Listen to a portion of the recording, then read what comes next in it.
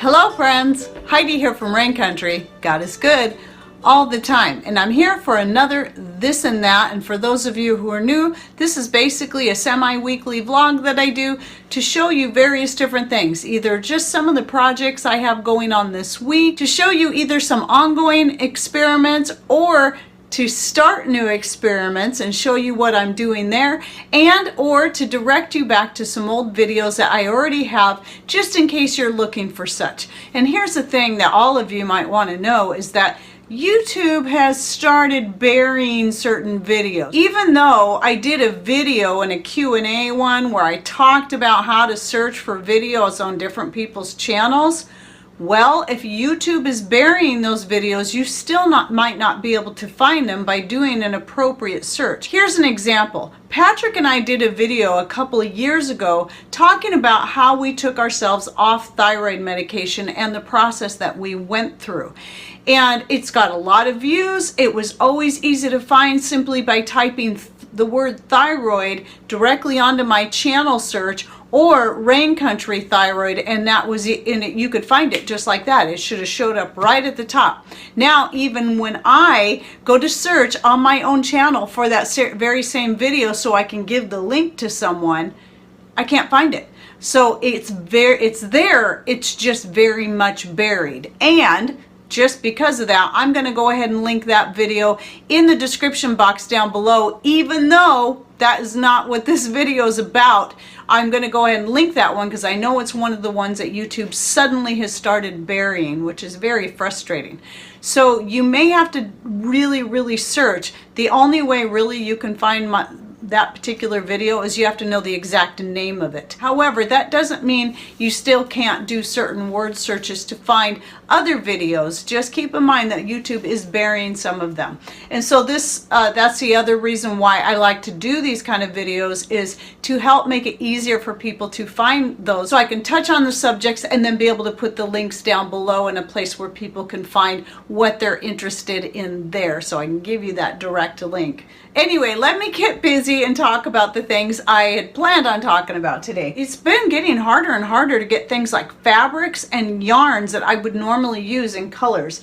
So I did finally get some more yarn for making some new pot and skillet handle covers. They're different. So this is for skillets. This is for pretty much everything else. You can use it for handles. You can use it for coffee pots. Like if you're like us and you use a percolator or a teapot on your wood stove and the handle gets hot, you can use it for pots that have double handles. Obviously you need two.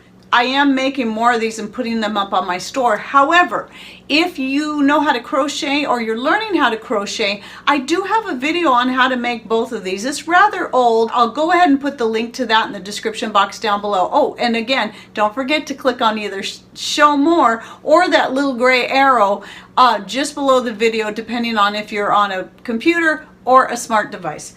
So anyway, you can find that pattern, and if you're interested in learning how to crochet, I have a whole series. I did in fact just make some new, more updated parts 1, 2, and 3 for the crochet series, the Crochet 101 series, if you're interested in learning how.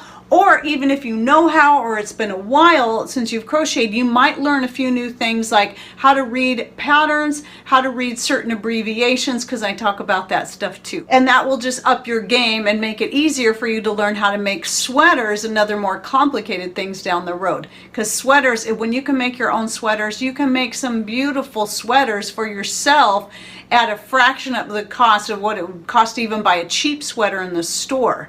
But you're just doing the work. Okay, moving on. I have this empty jar sitting here because I plan on starting another batch of my own homemade bread using my fermentation starter as the yeast in place of a powder yeast, because as a lot of you probably know, at least at the time I'm shooting this video, which is May 11th, you might be seeing this at least 4 weeks out.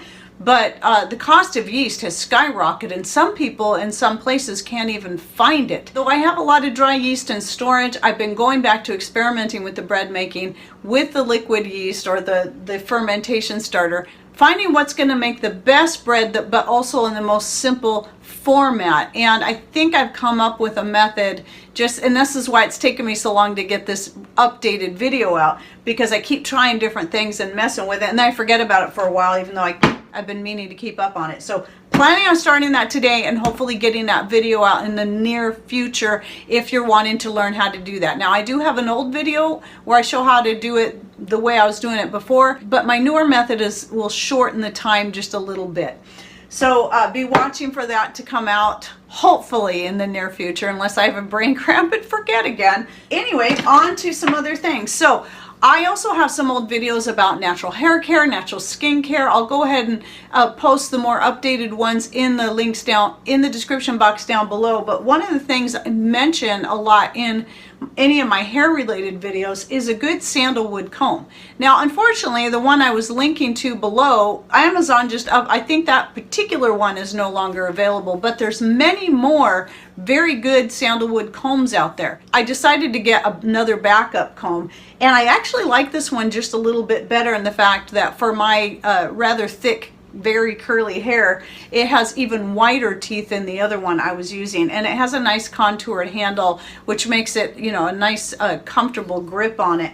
Now, I will link to this one below, but if you have more fine hair and would prefer a finer tooth comb, there's all kinds of great sandalwood combs out there that you can find in all different varying teeth widths. Sandalwood is just, it's a wonderful smelling wood, and it's totally static free, completely natural, and just really good for your hair. And so I will never go back to plastic combs. The sandalwood has been the best comb I've ever had. So an experiment I just started recently, I wasn't ever gonna do this because a lot of you who've been following me for a long time know I've been making vinegar for a very long time, and I'm always all about experimenting with different things for making vinegar. Well, I've had a lot of people recently ask me if I've ever used banana peels for making vinegar. And until now, I hadn't. And the reason why was because years ago, I had read something where somebody was making vinegar out of all different things, and they tried making out of banana peel and said it was really disgusting. So I just never did it because of that. I just would throw my banana peels directly out into the garden to compost out there, because those banana peels are really good for your garden. But I thought, well, why not just go ahead and try it? Why am I taking one person's word for it? Why don't I try it for myself? And so this is the experiment. And so far, it doesn't seem disgusting. It hasn't turned black or a nasty color. It doesn't have a nasty smell to it. It's starting to get that vinegar smell. So I think it's been about 2 weeks. I decided to start with just a quart jar. Normally, I do half gallons at a time. But I thought, well, since I'm not sure, I'll just start with a quart jar. And I really don't have much to lose but the little bit of sugar I used in there, because I always use our own filtered rainwater, and then the banana peels would have gone in the compost anyway. So if this turns out nasty, I'll just throw it in the compost anyway. It does have a light banana smell to it. It's been very fizzy. The fizziness has started to slow down now, so that means it's actually starting to get into the real vinegar phase. And yep, I just took a taste of it, and it is starting to taste like vinegar. And it doesn't taste gross. It tastes a little bit like banana and vinegar. So I think it could make a really good vinegar. So I wish I just would have not listened to the one thing. Maybe it was just a bad batch of vinegar is all it was. And so she assumed it was from the banana peels. Oh, and by the way, if you're interested in learning how to make vinegar and you're totally new to it, I have a whole playlist of vinegars. However, the way I did it when I first started my channel is very different than the way I do it now. And now I get a much better result.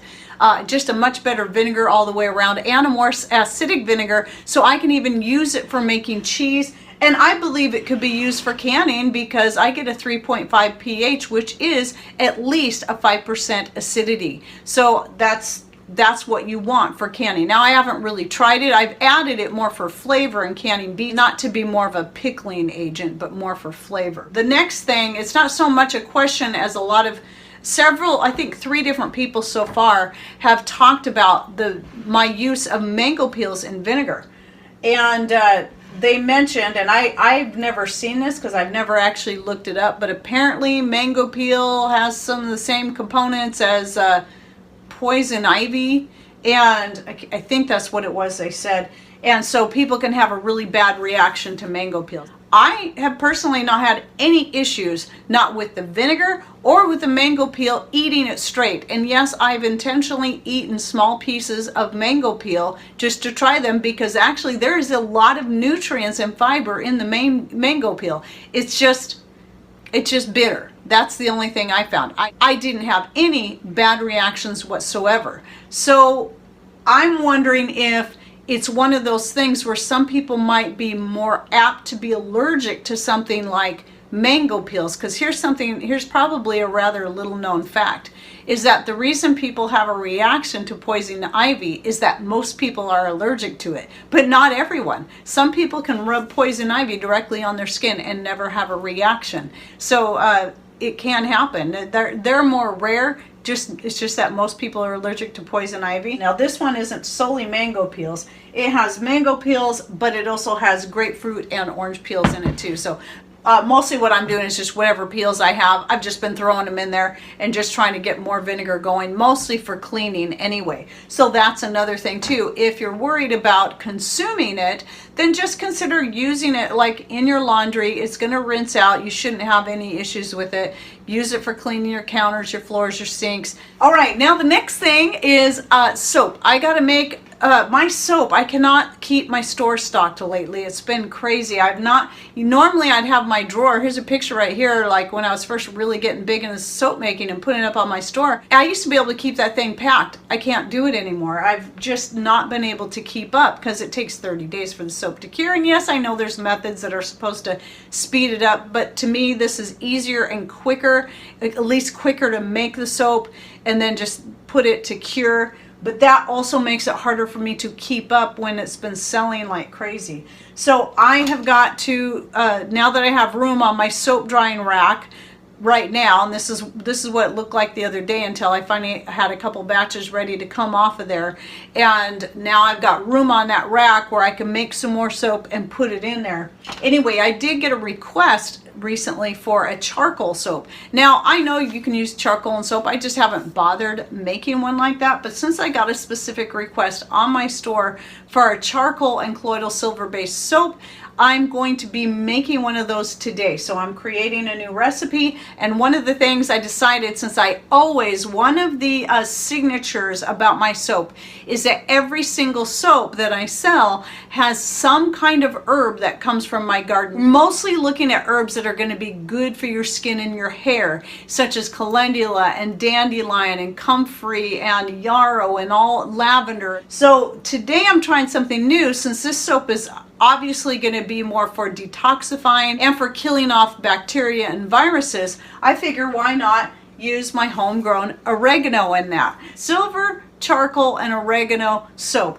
And I'll also throw in just a little bit of oregano oil. Obviously you have to be careful with oregano oil. It can be hot, but a little bit mixed in the soap is not going to hurt anything. It wouldn't burn your skin at all because it's going to be very much watered down. So that should turn out pretty good. In fact, that soap might even, since I plan on making it today, it might actually be available on my store at the time you're seeing this video. So anyway, that's my new one. Now, if you're interested in learning how to make soap, I have many soap making videos. In fact, what I'm going to do is I'll link to you the last video I did about soap making, where I talked about more of a Q&A. So I recommend you watch that first, and then under there you can find videos for making your own soap. And so I'll link to that one down below, the soap making Q&A. And then the other thing I have to make for my store is my lip balm. I'm out of the lavender. So I've been out for a couple days and I keep forgetting to get to it. So I'll be doing that today. I've got my lavender oil out, and I also use my own infused, homegrown herb infused oil in my lip balm. I have a recipe video on that I will link to down below. And here's the other cool thing. Patrick made me one of these years ago so I would have something to stand my lip balms up in when I'm filling them, and boy, this was definitely a lifesaver. I didn't have to worry about them falling over like that had happened a few times before when I was just standing them up on newspaper, and so it holds them firmly. Well, he came up with an even better design. I want you to see the difference. It holds the same amount of lip balms, but it's much smaller and lighter weight and cheaper to ship, because I can put this in a flat rate envelope. And yes, he's decided, because of requests, he decided to put them up on the store. So he's been making these, and they work just as good. In fact, I can't even really tell the difference. All he did was put the holes just a little bit closer together, and then of course shorten up this gap here so that we can fit that in a smaller package and not have to charge so much for shipping. So that will save people a little bit money there.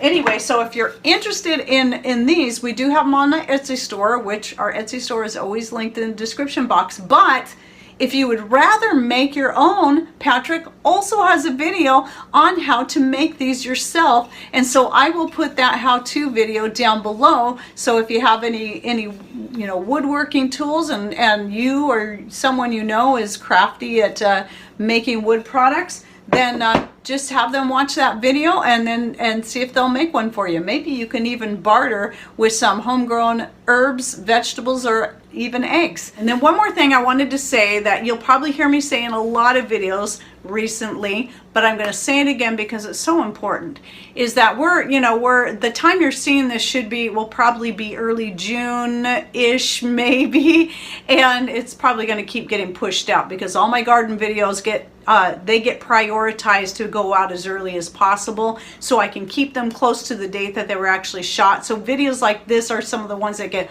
pushed out farther. So we might be middle of summer by the time you see this video. You should be in the middle of gardening. So if that's the case, make sure, I like to wear garden gloves quite a bit because it helps keep your skin from getting that roughness, and you always get those little dry cracks, and then the dirt gets in there, and it just no amount of scrubbing, even bleaching or using Comet, nothing will get that out, no matter what. At least for me, so I usually spend the whole summer with stained hands if I don't wear gloves. However, I've just got to the point that, you know what, I don't care. I don't care what people think. I'm going to stop worrying about it because you know what? Getting your bare hands in that dirt is so incredibly important because there's a good bacteria in that dirt. And when you get your hands in the dirt and in the soil and you're working with your vegetables, and besides, you have better dexterity, especially when you're planting little tiny things that, you just need to be very careful and gentle with.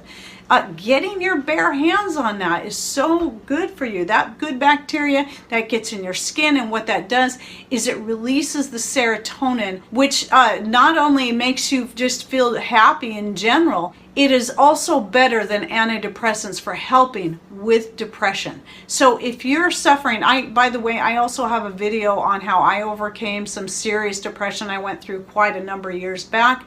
But here's one way you can do it that I don't recall if I mentioned in that video, is getting your hands in the dirt. Gardening is amazing cure for depression. So if you're suffering with that, I recommend getting out there, even if it's late in the season to start anything and you don't have a garden yet. Take off those gloves, get out there and find something to plant and work, because that's going to help a lot. And I also think part of the thing is more than just the chemical reaction within our body. I think it's that whole idea of you're actually doing something productive, you're encouraging new life to grow, new life that's also going to nourish your body in some way. And it's that alone is such a good feeling that brings a sense of happiness and peace of mind. So if you haven't started gardening yet, it's not too late to do something. Even just start a little herb box. Even go down to your local nursery and pick up a few starts of something and start growing them in your windowsill. I just think it's an excellent thing for our overall, not just physical health, but our mental and emotional health as well. Okay, well, I hope you enjoyed my this and that video for the week. Thanks for watching. Take care and God bless.